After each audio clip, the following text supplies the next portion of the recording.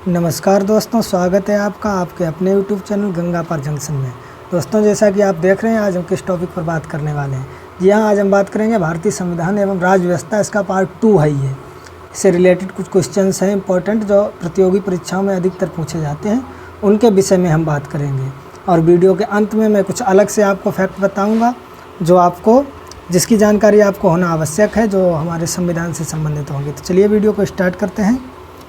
आज का question number 1 जो दिया गया है वो है कि संविधान की कई प्रमुख विशेषताएं, जैसे कि संघीय संरचना, प्रांतीय एवं एक द्विवार्षिक केंद्रीय विधायिका और शक्तियों को अलग करने का सिद्धांत कहां से लिया गया है। तो इसका करेक्ट आंसर जो है वो है ऑप्शन सी, भारत सरकार अधिनियम 1935। जी हाँ, जैसा कि आप देख रहे हैं प्रश्न नंबर 1, इसका करेक्ट आंसर जो है वो है ऑप्शन सी, भारत सरकार अधिनियम 1935। देखते हैं नेक्स्ट क्वेश्चन नंबर 2 की तरफ।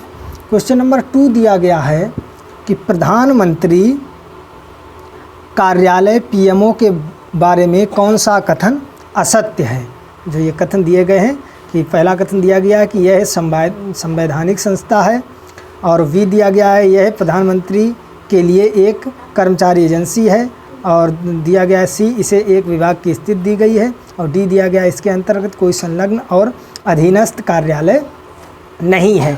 तो इसका करेक्ट आंसर है ऑप्शन ए, यह संवैधानिक संस्था है। जी हाँ, यही ऑप्शन जो है वो असत्य है, क्योंकि प्रधानमंत्री कार्यालय यानी पीएमओ एक गैर संवैधानिक संस्था है। आपको याद रखना है, प्रधानमंत्री कार्यालय जो है वो एक गैर संवैधानिक संस्था है। देखते हैं नेक्स्ट क्वेश्चन की तरफ। क्वेश्चन नंबर 3 दिया गया है। क्वेश्चन नंबर 3 है कि सबसे बड़ा न्यायिक क्षेत्र किस उच्च न्यायालय का है। सबसे बड़ा न्यायिक क्षेत्र किस उच्च न्यायालय का है। तो इसका करेक्ट आंसर है ऑप्शन बी, गुवाहाटी उच्च न्यायालय। जी हाँ, गुवाहाटी उच्च न्यायालय का न्यायिक क्षेत्र जो है वो 7 राज्यों में है। आपको याद रखना है, गुवाहाटी उच्च न्यायालय का न्यायिक क्षेत्र 7 राज्यों में है। देखते हैं नेक्स्ट क्वेश्चन नंबर 4 की तरफ। क्वेश्चन नंबर 4 दिया गया है, राष्ट्रपति पूरे देश में या इसके किसी भी हिस्से में अनुच्छेद 352 के तहत राष्ट्रीय आपातकाल किस स्थिति में घोषित कर सकते हैं।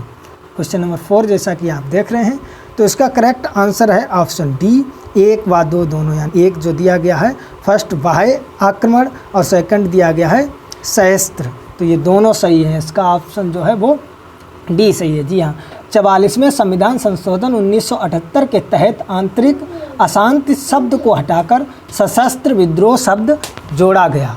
देखते हैं नेक्स्ट क्वेश्चन की तरफ। Question number 5।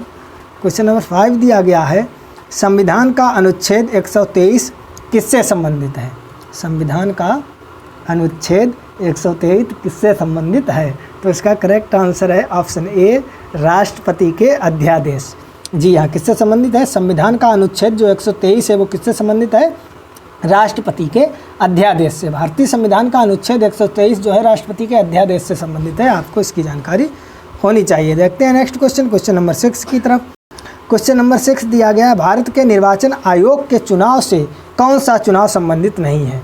6 क्वेश्चन दिया गया है, भारत के निर्वाचन आयोग के चुनाव से कौन सा चुनाव संबंधित नहीं है। तो इसका करेक्ट आंसर जो है वो है ऑप्शन सी, राज्यों की पंचायतों और नगर पालिकाएँ। जी हाँ, राज्यों की पंचायतें और नगर पालिकाएँ। तो चुनाव आयोग में संसद, राज्य विधायिकाओं, राष्ट्रपति और उपराष्ट्रपति के चुनावों की अधीक्षण, दिशा और नियंत्रण की शक्ति है। आपको याद रखना है कि भारत में निर्वाचन आयोग के चुनाव से कौन सा चुनाव संबंधित नहीं है। तो राज्यों की पंचायत और नगर पालिकाओं के जो ये चुनाव होते हैं वो इससे संबंधित नहीं है। देखते हैं नेक्स्ट क्वेश्चन नंबर 7 की तरफ। क्वेश्चन नंबर 7 दिया गया है कि राष्ट्रीय वरिष्ठ नागरिक परिषद का अध्यक्ष कौन होता है। राष्ट्रीय वरिष्ठ नागरिक परिषद का अध्यक्ष कौन होता है। तो इसका करेक्ट आंसर है ऑप्शन डी, सामाजिक न्याय और अधिकारिता मंत्री। जी हाँ, सामाजिक न्याय और अधिकारिता मंत्री। आपको याद रखना है कि राष्ट्रीय वरिष्ठ नागरिक परिषद का अध्यक्ष सामाजिक न्याय और अधिकारिता मंत्री होता है। देखते हैं नेक्स्ट क्वेश्चन की तरफ। क्वेश्चन नंबर 8 की तरफ। क्वेश्चन नंबर 8 दिया गया है, भारत की संसद में कौन कौन होते हैं। भारत की संसद में कौन कौन होते हैं। तो इसका करेक्ट आंसर जो है ऑप्शन डी, लोकसभा, राज्यसभा, राष्ट्रपति। जी हाँ, भारत की संसद में जो है लोकसभा, राज्यसभा और राष्ट्रपति को मिलाकर जो है भारतीय संसद बनती है। लोकसभा, राज्यसभा और राष्ट्रपति को मिलाकर भारतीय संसद बनती है। आपको याद रखना है। देखते हैं नेक्स्ट क्वेश्चन नंबर 9 की तरफ। क्वेश्चन नंबर 9 दिया गया है कि भारतीय संविधान में संशोधन का प्रस्ताव किस देश के संविधान से लिया गया है।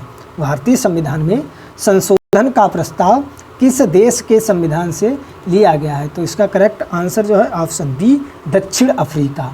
जी हाँ, भारतीय संविधान में संशोधन का प्रस्ताव जो है वो दक्षिण अफ्रीका के संविधान से लिया गया है, आपको याद रखना है। देखते हैं नेक्स्ट क्वेश्चन, क्वेश्चन नंबर 10 की तरफ। क्वेश्चन नंबर 10 दिया गया, निम्नलिखित में संविधान का कौन सा भाग संशोधित नहीं किया जा सकता।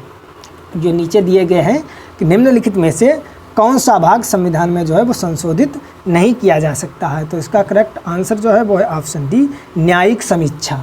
जी हाँ, न्यायिक समीक्षा संविधान का जो है वो आधारभूत भाग है जिसका संशोधन नहीं किया जा सकता है। आपको याद रखना है कि न्यायिक समीक्षा जो है वो संविधान का आधारभूत भाग है जिसका संशोधन नहीं किया जा सकता है। देखते हैं नेक्स्ट क्वेश्चन, क्वेश्चन नंबर 11 की तरफ।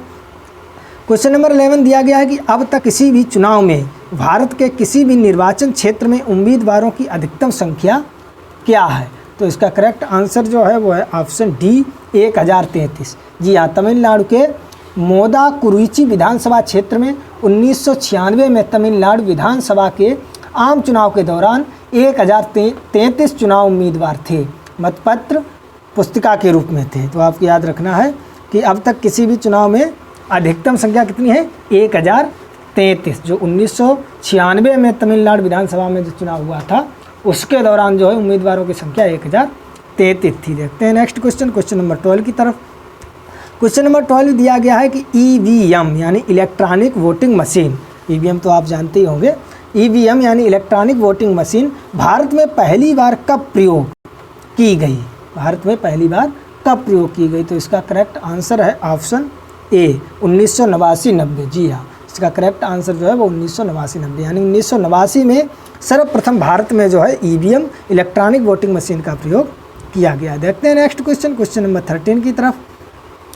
क्वेश्चन नंबर 13 दिया गया है कि भारत में ईवीएम यानी इलेक्ट्रॉनिक वोटिंग मशीन को चुनाव आयोग द्वारा निम्नलिखित में से किसके सहयोग से तैयार और डिजाइन किया गया। जैसा कि आप देख रहे हैं क्वेश्चन नंबर 13 दिया गया है कि भारत में ईवीएम को चुनाव आयोग द्वारा निम्नलिखित में से किसके सहयोग से तैयार और डिजाइन किया गया। तो इसका करेक्ट आंसर जो है वो है ऑप्शन बी, डीआरडीओ और केंद्रीय इलेक्ट्रॉनिक्स लिमिटेड। जी हाँ, डीआरडीओ और केंद्रीय इलेक्ट्रॉनिक्स लिमिटेड के जो है सहयोग से इसे डिजाइन किया गया। देखते हैं नेक्स्ट क्वेश्चन, क्वेश्चन नंबर 14 की तरफ। क्वेश्चन नंबर 14 दिया गया है कि एक ईवीएम में अधिकतम कितने मत पड़ सकते हैं। एक ईवीएम में अधिकतम कितने मत पड़ सकते हैं। तो इसका करेक्ट आंसर है ऑप्शन ए, 3840। जी हाँ, 3840। एक ईवीएम में अधिकतम 3840 वोट पड़ सकते हैं। आमतौर पर एक बूथ पर मतों की संख्या 1500 यानी 1500 से अधिक नहीं होती, अतः ईवीएम की क्षमता अधिक है। ईवीएम की क्षमता ये बहुत अधिक है क्योंकि ईवीएम में अधिकतम 3840 वोट पड़ सकते हैं और ये अंदाज़ा लगाया गया कि मतों की संख्या एक बूथ पर लगभग वही 1500 होती है, 1500 से अधिक होती नहीं है।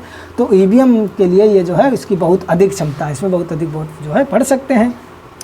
देखते हैं नेक्स्ट क्वेश्चन, क्वेश्चन नंबर 15 की तरफ, जो हमारा आज का लास्ट क्वेश्चन है। उसके बाद जो है कुछ हम अलग से आपको फैक्ट बताऊँगा जैसा कि हमने वीडियो के प्रारंभ में बताया था।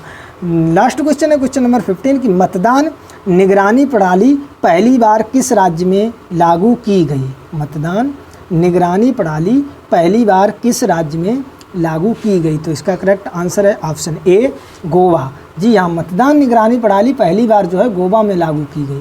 प्रणाली के तहत मतदाताओं के फिंगरप्रिंट कंप्यूटर पर लगाए गए वेब कैमरों द्वारा अपनी तस्वीरों के साथ उंगली प्रिंट रीडिंग मशीनों द्वारा रिकॉर्ड किए जाएंगे।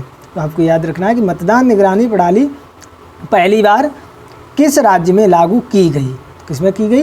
गोवा में। और अगले से आपको कुछ फैक्ट बताता हूँ। जैसे क्वेश्चन कभी कभी आ जाता है कि ईवीएम में अधिकतम कितने प्रत्याशी हो सकते हैं। ईवीएम में अधिकतम कितने प्रत्याशी हो सकते हैं, तो आपको याद रखना है 64।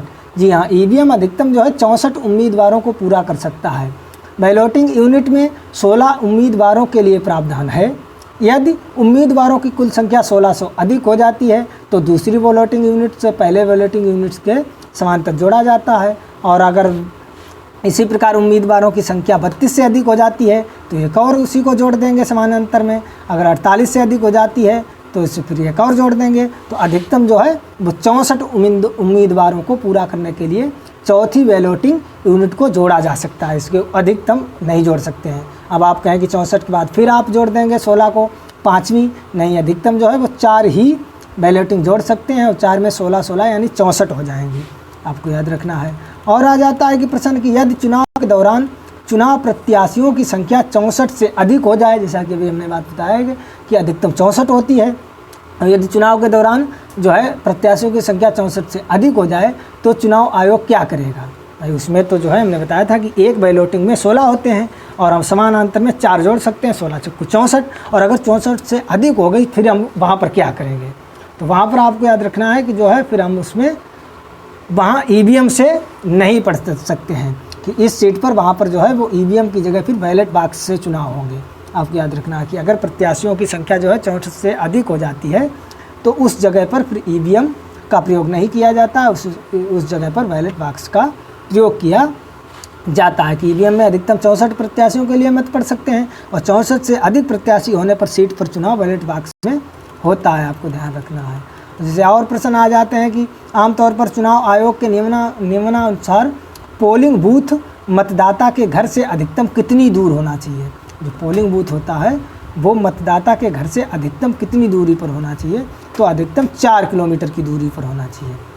आपको याद रखना है कि अधिकतम 4 किलोमीटर की दूरी पर होना चाहिए, अधिकतम 2 किलोमीटर की दूरी पर होना चाहिए, 4 में 2 किलोमीटर की दूरी पर आ जाता है। कि आमतौर पर चुनाव आयोग के नियमानुसार पोलिंग बूथ मतदाता के घर से अधिकतम कितनी, यानी जो मतदाता जो वोट डालता है उसके घर से अधिकतम कितनी दूरी पर होना चाहिए, तो जो है वो 2 किलोमीटर की, अधिकतम 2 किलोमीटर की दूरी पर होना चाहिए। इसका जो है आपको याद रखना है कि रिटर्निंग ऑफिसर के लिए हैंडबुक के अध्याय 2 के पैरा 3 के अनुसार, रिटर्निंग ऑफिसर के लिए हैंडबुक के अध्याय 2 के पैरा 3 के अनुसार मतदान केंद्रों को इस तरह से स्थापित किया जाना चाहिए कि आमतौर पर उनके मतदान केंद्र तक पहुंचने के लिए 2 किलोमीटर से अधिक यात्रा करने के लिए किसी मतदाता को आवश्यकता नहीं होती है। तो ये तो हमने आपको बताया था कि वीडियो के अंत में मैं कुछ अलग से फैक्ट बताऊंगा जो संविधान से संबंधित हैं, उनकी जानकारी होना भी आवश्यक है। तो कैसा लगा ये वीडियो? अगर वीडियो पसंद आया तो वीडियो को लाइक करें, कमेंट करें, शेयर करें और हमारे चैनल को सब्सक्राइब कर बेल आइकन अवश्य दबाएं, जिससे हम कोई वीडियो अपलोड करें उसका नोटिफिकेशन आपको सबसे पहले मिल सके। तो thank you and thanks for watching.